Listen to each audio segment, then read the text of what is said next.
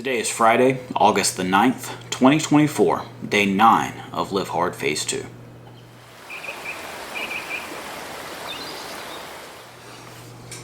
So today's an interesting day, alright? A lot of things have happened on this day in our lives. A few years back, my wife suffered an injury on this day. We were on our way to a birthday party. That's another thing. One of our friends' kids has a birthday this day. But then last year, 1 year ago today, I went into the hospital.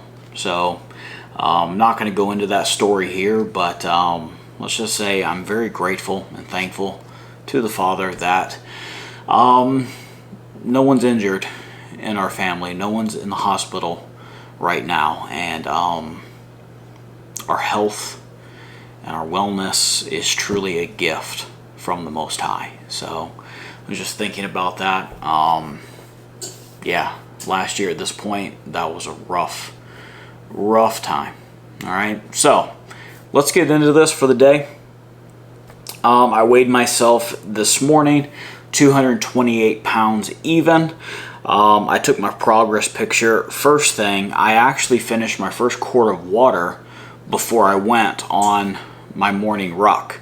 So normally, if you've been paying attention, the reason I list the quart of water before the ruck is that's the order it is on the page. But normally I go on my ruck, my morning workout, before I even start drinking water. But just some things are a little bit out of order today, but I still got it done.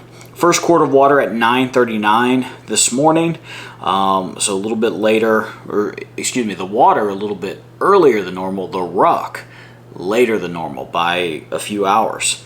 Went for my outside workout, that ruck at 9:56. I finished my second quart of water at 12:46. Today I've really just had coffee and nuts. That's it. So far 2 cups of coffee, 4 servings of nuts. Some of them were a lower carb count than like the mixed nuts. So altogether that's 12 grams of carbs from nuts. We still have to eat dinner, but it's just chicken and vegetables that I'm eating, and we're having friends over tonight. So this is actually a little bit earlier. It's only about 6:15 in the PM when I've gotten everything done. So with it being Friday, Shabbat starting, we've got some friends coming over to enjoy a Shabbat dinner with us. So after I get done with this, I'll have to clear everything away. This is, like I said, at our dining room table for this. But yeah, second quart of water, 12:46. Okay, we're on food. So I'm going to eat dinner. I'm probably going to have another cup of coffee because it's Shabbat. And our friends that are coming over, they enjoy coffee, so we're going to have some of that. So I estimate that'll be at least another 10 grams of carbs. I've got some play here because in all, if it's only 10 grams of carbs, then that means it's only going to be 24 grams of carbs total for the day. So under my 30 gram max limit there. The only way it'd be more than 10 grams is if I eat a larger than normal portion of vegetables and such. So I don't see it going over that. Third quart of water, I finished at 2:29 this afternoon. Then at 3:25, I kind of had a hybrid indoor-outdoor workout. It was only indoor for like the first 3 minutes of the workout, which was my sit-ups. If you recall, I did sit-ups on Monday, I think. I did 50, went outside, did more of my interval training. Forgot to do sit-ups when I did the same type of interval training and core stuff on Wednesday, but I remember today, and oh, my dishwasher just kicked on there. So in conjunction, following up with something I said previously, maybe it was yesterday, the day before, I don't know. It was a previous video where I said that each day I want to be taking the intensity just a little bit more.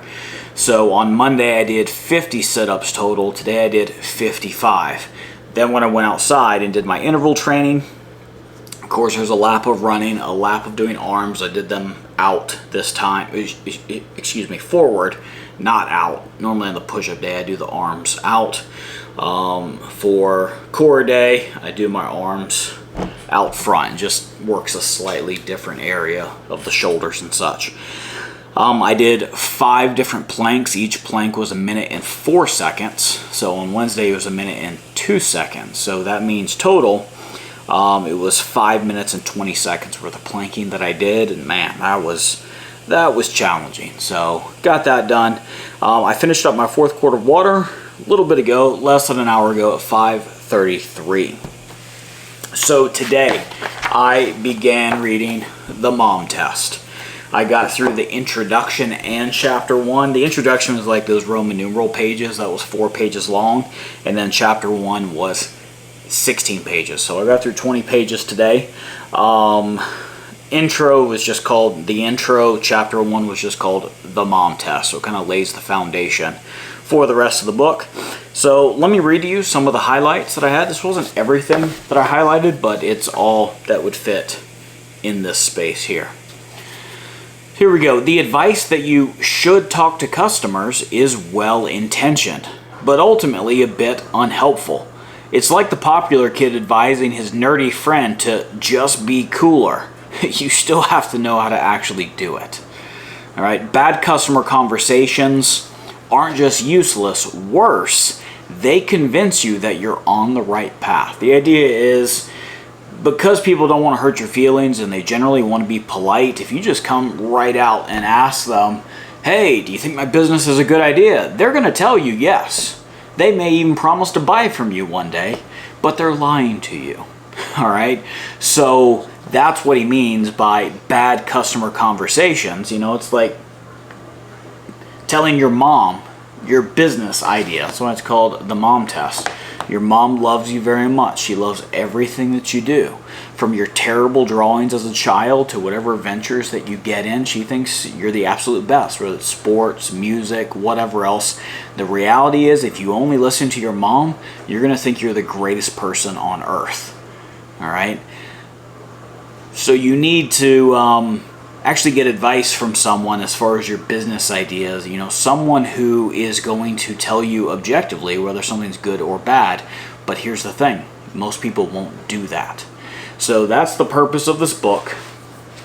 The purpose of this book is to teach you how to talk to people and ask the proper questions to get the truth out of them rather than a lie. So that will aid you in your business and developing good products that actually solve problems in the marketplace. So, let's see. Doing it wrong is worse than doing nothing at all. So here's the Mom Test. 3 steps. 1, talk about their life instead of your idea. All right?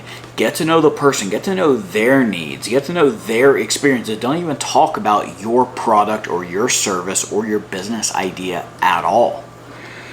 Number 2, ask about specifics in the past instead of generics or opinions about the future.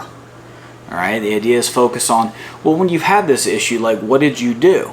Because if people say, oh, this has been a big issue, but then they took no steps to try and solve it, they just ignored it, that means if they're unwilling to put in the time to solve a problem on their own, you making a product or a service that makes that more convenient is unlikely to sell to that person because they were already not looking for a solution to that problem. Hope that makes sense. If not, read the book. All right? Step 3, talk less and listen more. Always good advice for everything. But again, instead of trying to be sales pitchy and be like, here's my idea to solve all your problems, people are going to tell you, hey, that's great. No, sounds good. Yeah, let me know when you do it. I'd be interested in that. And they're not. Okay. So there's several more chapters and I'll be keeping you updated with it as we go on. Today is day number 9, so Proverbs chapter 9, just the whole chapter, it's actually a pretty short chapter. It contrasts wisdom and foolishness. All right, there's some mention there about some scorners and everything. By the way, there's generally 3 types of people in the book of Proverbs that are mentioned over and over and over again. The wise person, the foolish or simple person, and then the scorner. Scorner, There's no hope for them, all right? They're not going to respond to correction. They need to be smitten, all right? There's really no hope. The simple, the foolish one, there's hope for them. They can get wisdom, all right? But the scorner, no. And we've all met scorners, all right? I used to be a teacher. Every year there'd be, as we get a new batch of students, most of them were simple. A few of them were wise, but there was always several that were scorners.